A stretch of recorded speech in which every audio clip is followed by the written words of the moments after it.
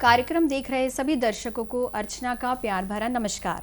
दर्शकों, स्वागत है आपका आपके पसंदीदा कार्यक्रम में, जिसका नाम है एक भारत श्रेष्ठ भारत। एक भारत श्रेष्ठ भारत एक ऐसी प्रभावशाली योजना है जिसके अंतर्गत दो राज्यों की जोड़ी बनाई गई है, जैसे कि छत्तीसगढ़ और गुजरात, जिसका मुख्य उद्देश्य है दोनों राज्यों को आपस में जोड़ना और भारत की एकता को बढ़ावा देना। इसी बारे में बातचीत करने के लिए आज हमारे स्टूडियो में मौजूद हैं मिस्टर मुश्ताक अली प्रधान, जो कि डिस्ट्रिक्ट प्रेसिडेंट हैं फुटबॉल एसोसिएशन टीम के और छत्तीसगढ़ के वाइस प्रेसिडेंट हैं फुटबॉल एसोसिएशन के। इसके अलावा जो सर हैं वो स्टेट ओलंपिक्स के भी आमंत्रित सदस्य रहे हुए हैं। सर के बारे में क्या कहूँ, सर ने अपना पूरा जीवन फुटबॉल को समर्पित किया है। तो सर, आपका बहुत बहुत स्वागत है हमारे कार्यक्रम में।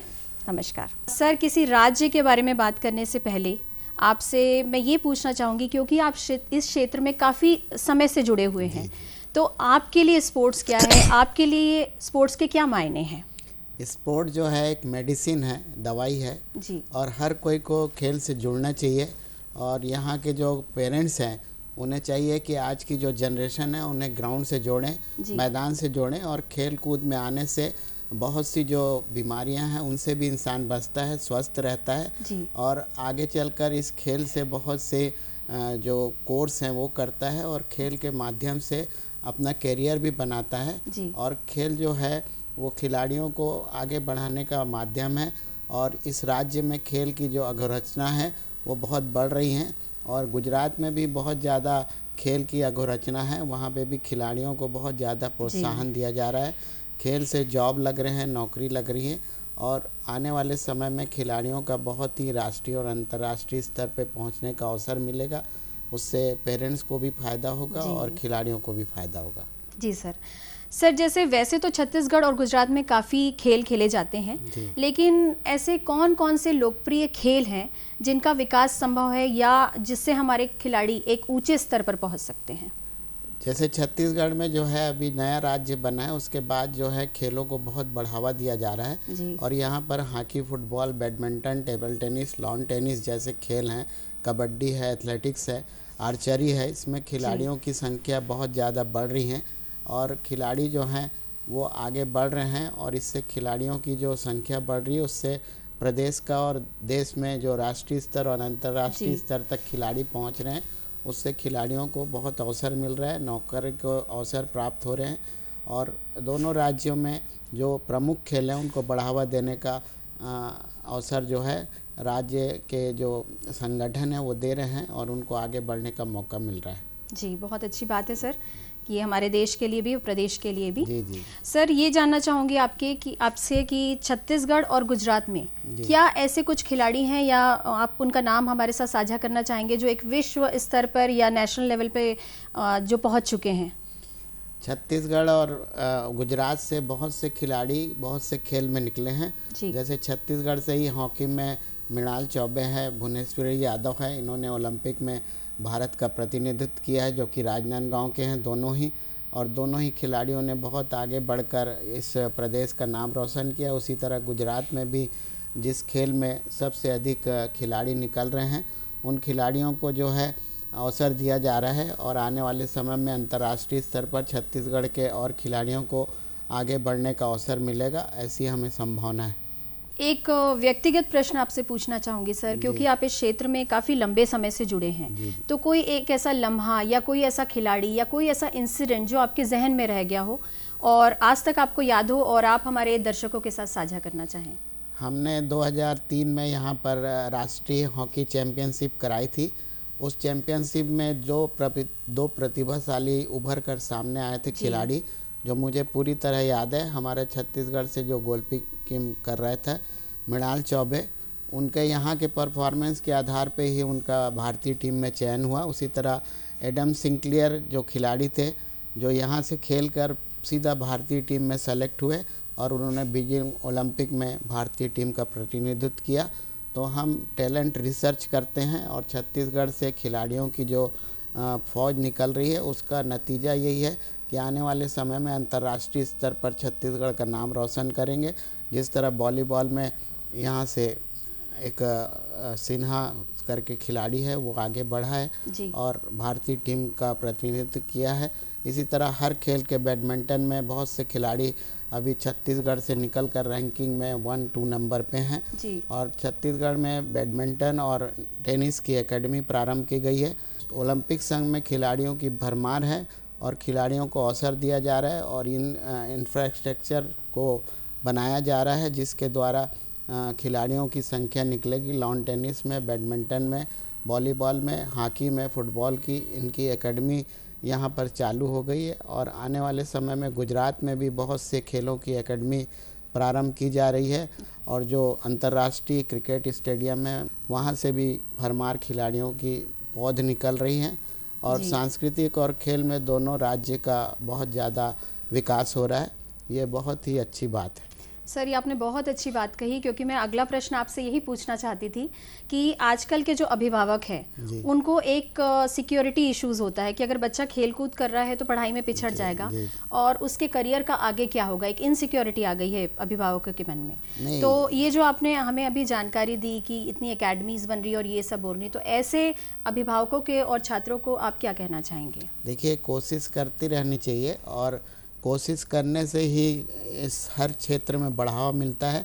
छत्तीसगढ़ में कई खेलों की एकेडमी प्रारंभ हो चुकी है, जैसे आर्चरी की, एथलेटिक्स की, फुटबॉल की, गर्ल्स बॉयज़ की, हॉकी की, गर्ल्स बॉयज़ की, इसी तरह टेनिस की और अभी वर्तमान में टाटा एकेडमी के द्वारा ITM यूनिवर्सिटी में बैडमिंटन की जो एकेडमी शुरू की गई है उसमें अभी पहले ही साल में 5 लाख की 2 दिन पहले ही प्राइज़ मनी टूर्नामेंट वहाँ प्रारंभ हुआ और वहाँ से बैडमिंटन से रैंकिंग प्लेयर निकल रहे हैं जो इंडिया में पहले और दूसरे नंबर पे अपना स्थान ग्रहण कर रहे हैं। इसी तरह खेल और हॉकी और फुटबॉल और आर्चरी की एकेडमी जो है जगदलपुर में भी प्रारंभ है और पेरेंट्स को चाहिए कि बच्चों को खेल के मैदान में भेजें और खेल के मैदान में आने से कैरियर बनता है।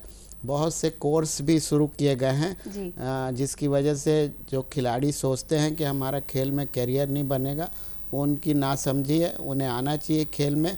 खेल की यूनिवर्सिटी खुल रही है, खेल के कॉलेज खुल रहे हैं, खेल के जो कोर्स हैं BPEd, MPEd, उसके अलावा स्पोर्ट्स मैनेजमेंट के कोर्स शुरू किए गए हैं। उन माध्यम से भी खिलाड़ी जो हैं पढ़ाई करके अपना करियर बना सकते हैं। तो दर्शकों, जैसा कि सर ने हमको बताया कि इसमें भी करियर संभव है और कहा कि अगर कोशिश करेंगे तो आप भी एक अच्छे लेवल पे, जो बाकी पढ़ाई से जो हम एक करियर चूज़ करते हैं वो हम खेलों के माध्यम से भी चूज़ कर सकते हैं। और इस पर सर एक पंक्ति मुझे याद आती है कि कोशिश कर हल निकलेगा, कोशिश कर हल निकलेगा, आज नहीं तो कल निकलेगा, अर्जुन सा लक्ष्य रख निशाना लगा, अर्जुन सा लक्ष्य रख निशाना लगा, मरुस्थल से भी जल निकलेगा, जल निकलेगा, जल निकलेगा। तो दर्शकों, हम चाहेंगे कि आप अपने बच्चों को इस ओर प्रोत्साहित करें। सर, अगला प्रश्न मैं आपसे ये पूछना चाहूँगी कि जैसे कि मैथ्स और साइंस को जो एक रेपो मिली है एक इम्पॉर्टेंट सब्जेक्ट की, वो रेपो किसी स्पोर्ट्स को या खेल कूद को उतना महत्व नहीं दिया जाता, जबकि ये कहा गया है और ये एक रूल पास हुआ है कि ये करिकुलम का मुख्य पाठ्यक्रम होना चाहिए स्पोर्ट्स। लेकिन इसके प्रति अभिभावकों को या शिक्षकों को कैसे हम मोटिवेट कर सकते हैं? देखिए, खेल में भी कोर्स शुरू हो गए हैं जी। जो फिजियोथेरेपिस्ट का कोर्स करते हैं उसमें भी स्पोर्ट्स का कोर्स है और जो स्पोर्ट्स मैनेजमेंट का कोर्स है LNIP से अभी हमारे छत्तीसगढ़ की 2 बालिकाओं ने जो कि भारतीय टीम का भी प्रतिनिधित्व कर चुकी हैं, उन्होंने इस कोर्स को किया, स्पोर्ट्स मैनेजमेंट को।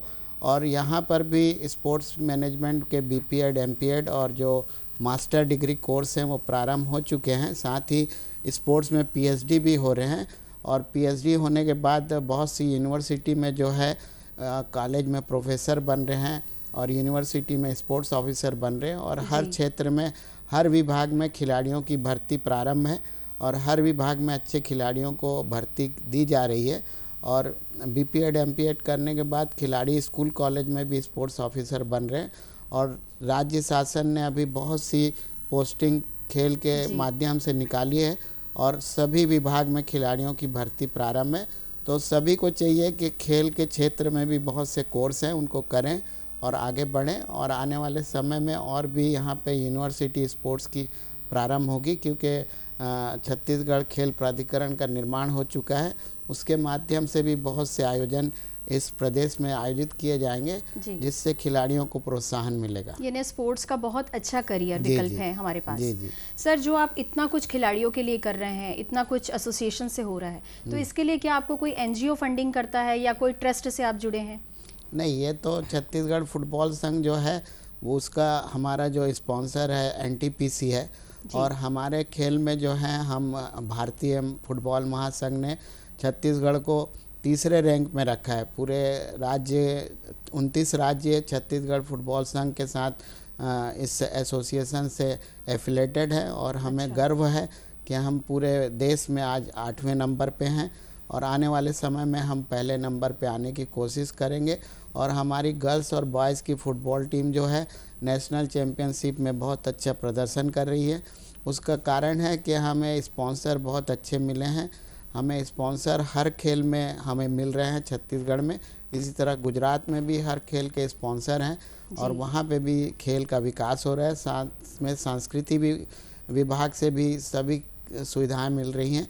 उसकी वजह से दोनों राज्य की संस्कृति भी बहुत आगे बढ़ रही है, और आने वाले समय में फुटबॉल संघ जो है हम भारत में नंबर 1 पे रहेंगे छत्तीसगढ़, क्योंकि हमारे यहाँ की लड़कियां अभी वर्तमान में नेशनल चैम्पियनशिप में भाग ले रही हैं।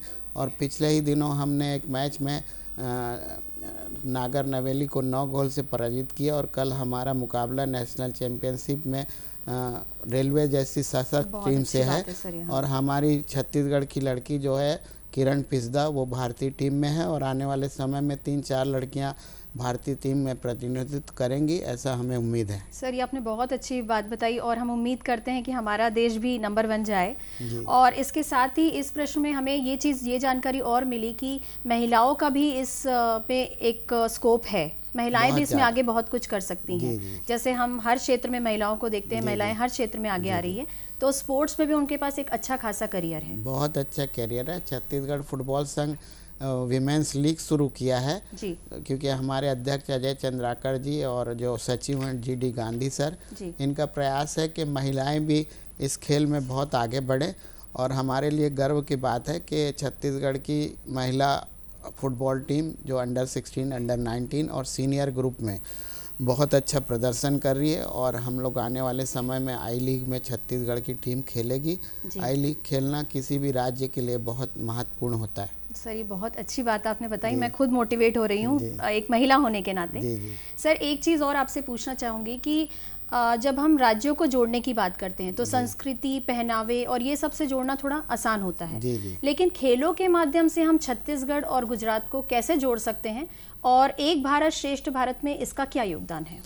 एक भारत श्रेष्ठ भारत के अंतर्गत हमने गुजरात में 8 खेलों का जो पहला आयोजन हुआ था, उसमें मैं खुद छत्तीसगढ़ की महिला और फुटबॉल टीम को लेके सूरत गया था, और वहाँ पे जो एस्सार का इंफ्रास्ट्रक्चर था, एस्सार का जो कैंपस था, वहाँ पे जो खेल सुविधाएं थी, उसको देख के हम बहुत अभिभूत हुए, और दोनों राज्यों के खेल को एक दूसरे से सहयोग करने का अवसर मिला। और आने वाले समय में ये प्रक्रिया जारी रहनी चाहिए, तो दोनों राज्य से अच्छे खिलाड़ी निकलेंगे। सर, ये बहुत अच्छी बात है। ये जो आप मल्टीनेशनल कंपनीज की बात कर रहे हैं, ये हम हमेशा एक करियर के तौर पे देखते थे या सुनते थे, लेकिन ये बहुत अच्छी बात है कि स्पोर्ट्स से भी ये सारी कंपनीज जुड़ी हैं। तो अभिभावक ये बिल्कुल ना समझें कि सिर्फ करियर एक पढ़ाई के ज़रिए ही रीच किया जा सकता है, स्पोर्ट्स के ज़रिए भी आप अपनी मंजिल को पा सकते हैं। सर, एक चीज़ और पूछना चाहूँगी कि आजकल की जो जनरेशन है उनमें पेशेंस बहुत कम हो गया है। अगर ज़रा रिजेक्शन हो जाता है तो वो डिमोटिवेट हो जाते हैं, कोई दूसरा कदम उठा लेते हैं। ऐसे यंगस्टर्स के लिए आप क्या बोलना चाहेंगे कि वो असफलता को कैसे हैंडल करें और सफलता तक कैसे पहुँचें और अपने सपनों को कैसे पूरा करें? किसी भी तरह विचलित नहीं होना चाहिए। खेल मैदान में आने से खिलाड़ी जो है शार्प पॉइंट बनता है, और खेल के मैदान में एक बार अगर प्लेयर आ जाए और पेरेंट्स जो हैं बच्चों को ग्राउंड तक पहुंचा दें, तो ग्राउंड में हम लोगों की जिम्मेदारी है कि उनको किस तरह से मोटिवेट किया जाए, किस तरह से खेल की तरफ उनका रुझान पैदा किया जाए, और किस तरह उनके जो दूसरी आदतें हैं जो आज के समय में बहुत बेकार चीज़ें हैं, उनसे हम दूर करने का उनको हम तरीका बताएंगे, उन्हें अवसर देंगे, और आने वाले समय वो खिलाड़ी जो हैं वो उन चीज़ों से दूर हो जाएंगे, ऐसी हमें उम्मीद है। जी सर, हम भी यही उम्मीद करते हैं। सर, छत्तीसगढ़ और गुजरात की खेल व्यवस्थाओं में क्या समानता है और क्या असमानता आपने देखी है?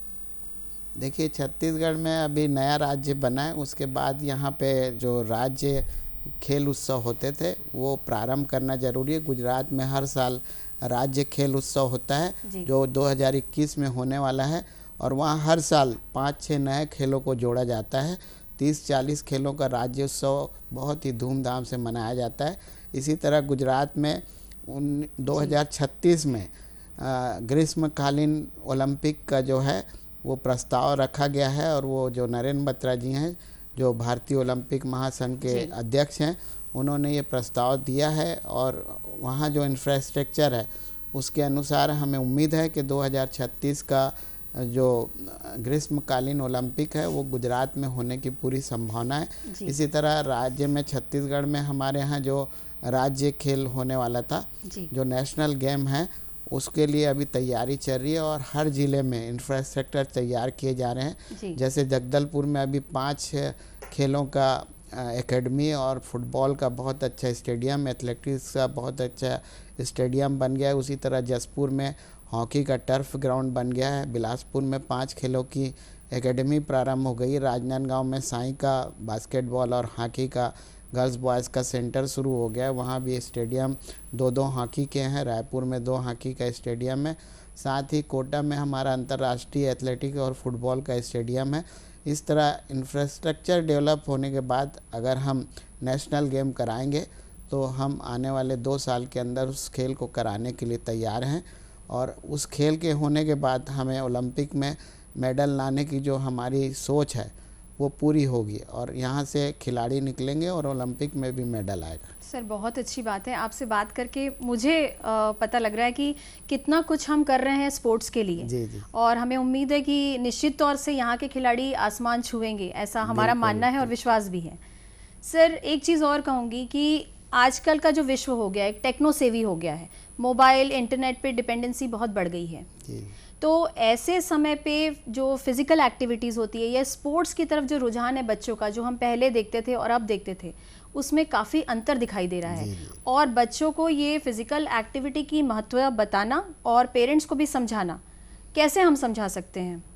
देखिए, आज जो दौर चल रहा है उस दौर से अगर खिलाड़ियों को ग्राउंड तक पहुंचाने में जो लोग सफल हो रहे हैं वो बहुत ही मतलब अच्छा काम कर रहे हैं, और उनको खिलाड़ियों को जो है, जो आज के बच्चों को मैदान में लाना बहुत ज़रूरी है, तभी उन सारी चीज़ों से उनको छुटकारा मिलेगा। और इतना ज़्यादा खिलाड़ियों के ऊपर लोड न डालें। 2 घंटा किसी भी हाल में खिलाड़ियों को मैदान में भेजें। 24 घंटा पढ़ाई, कोचिंग और बाकी खेल के लिए 22 घंटे आपके पास हैं। अगर 2 घंटा रोज़ मैदान में बच्चे आएंगे तो वो खेल की तरफ बहुत अच्छे से आ सकते हैं, और उनकी जो बाहर की आदतें हैं वो अपने आप छूटती चली जाएंगी। जी, सही बोल रहे हैं आप सर। सर, ये हम जानना चाहेंगे आपसे कि विश्व स्तर पर अगर हमको जगह बनानी है तो उसके लिए आज के बच्चों को या आज के छात्र छात्राओं को क्या प्रयास करने होंगे जिससे वो एक विश्व स्तर पे अपनी जगह बना सकें? देखिए, जब तक ग्रास रूट लेवल पर वर्क शुरू नहीं किया जाएगा, ग्रास रूट लेवल 6 से 8 साल की उम्र से खिलाड़ियों को, बच्चों को मैदान में लाना और उन्हें साइंटिफिक तरीके से कोचिंग के तरफ मोड़ना, और तब जाके 18-19 साल की उम्र में वो इस लायक होंगे बच्चे कि वो राष्ट्रीय और अंतर्राष्ट्रीय स्तर पर अपनी पहचान बनाने में कामयाब होंगे। और ये काम छत्तीसगढ़ में चल रहा है, गुजरात में भी इसकी पहल हुई है, और मैं समझता हूँ आने वाले 10 साल में हम जिस सोच के साथ आगे बढ़ रहे हैं, हम ओलंपिक में मेडल लाने के हकदार हो जाएंगे। जी, इसका मतलब हम ये मान ले सर कि ये केवल जो जिम्मेदारी है आगे जाके किसी फुटबॉल एसोसिएशन या किसी स्पोर्ट्स एसोसिएशन की नहीं है, ये मूलतः जो जिम्मेदारी है ये पेरेंट्स से स्टार्ट होगी कि हमको हमारे बच्चों को सिखाना है कि प्लेइंग एक्टिविटी या स्पोर्ट्स एक्टिविटी कितनी ज़्यादा ज़रूरी है। ये सब तो पेरेंट्स के ऊपर सबसे ज़्यादा डिपेंड करता है। पेरेंट्स अगर ग्राउंड में बच्चों को ला देंगे तो उसके बाद सारी जिम्मेदारी एसोसिएशन की, और जो पदाधिकारी हैं और जो राज्य हैं, राज्य शासन है, जैसे अभी खेल विभाग भी बहुत से प्रयास कर रहा है। खेल विभाग की अभी जो संचालक है श्वेता सिन्हा मैडम, उन्होंने हमें एक बात कही है अभी कि हम महिला का जो डे बोर्डिंग शुरू किए हैं फुटबॉल का, बहुत जल्दी हम महिला का बोर्डिंग भी शुरू करने वाले हैं फुटबॉल का। इसी के साथ और भी 4-5 खेलों का बोर्डिंग शुरू करने जा रही है राज्य शासन। इससे खिलाड़ियों का जो है बहुत से फ़ायदे मिलेंगे और खिलाड़ी जो हैं आने वाले समय में प्रदेश का नाम रोशन करेंगे। जी सर, ये जैसे आप फुटबॉल एसोसिएशन से जुड़े हुए हैं, तो छत्तीसगढ़ में फ़ुटबॉल की क्या स्थिति है अभी? छत्तीसगढ़ में फ़ुटबॉल जो है बहुत ऊंचाइयों पे है। हमारी जो पूरे 28 ज़िले में हमारी यूनिट है और सभी ज़िले यूनिट के अंदर कम से कम 20 से 25 फुटबॉल क्लब हैं। टोटल छत्तीसगढ़ में 600 क्लब हैं जो एसोसिएशन से जुड़े हुए हैं और हर उम्र के खिलाड़ी जो हैं हर ज़िले से निकल रहे हैं। और हमारी एक्टिविटीज़ जो है छत्तीसगढ़ फुटबॉल संघ की वो बहुत ही अच्छी है। हम इसके साथ साथ रेफरी भी तैयार कर रहे हैं, रेफरियों की भी परीक्षा होती है और हमारे यहाँ कोर्स होता है E license, D license, B license, C license. इससे जो कोच हैं वो भी तैयार हो रहे हैं और अभी हमने पिछले दिनों रायपुर में डी लाइसेंस कोर्स किया जिसमें 24 कोच जो हैं नए जो हैं फुटबॉल की टेक्नोलॉजी सीख के नए तरीके से बच्चों को फुटबॉल के लिए तैयार करेंगे। जी सर, ये बहुत अच्छी बात है। सर, जैसे मैं ये आज हम आपसे बात कर रहे हैं तो मुझे इतनी जानकारी आपसे मिली आज।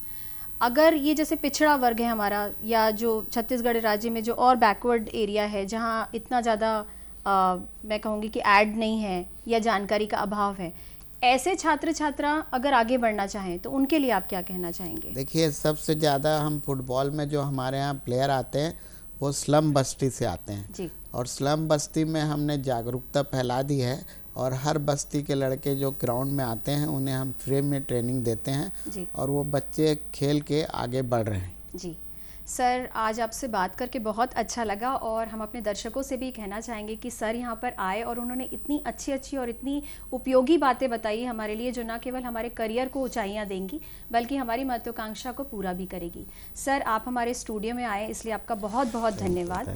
और मैं अपने दर्शकों से ये कहना चाहूँगी कि ये जो एक भारत श्रेष्ठ भारत का जो सपना है, ये जो सपना हमने देखा है ये तब तक अधूरा है जब तक ये 125 करोड़ भारतीयों की आंखों का सपना ना बन जाए। तो इसके लिए आप इसे अपना सपना बनाएं, तभी तो हम बनाएंगे ना एक भारत श्रेष्ठ भारत। आज के लिए बस इतना ही। अगले कार्यक्रम में आपसे फिर मुलाकात होगी। तब तक के लिए नमस्कार, जय हिंद, जय भारत।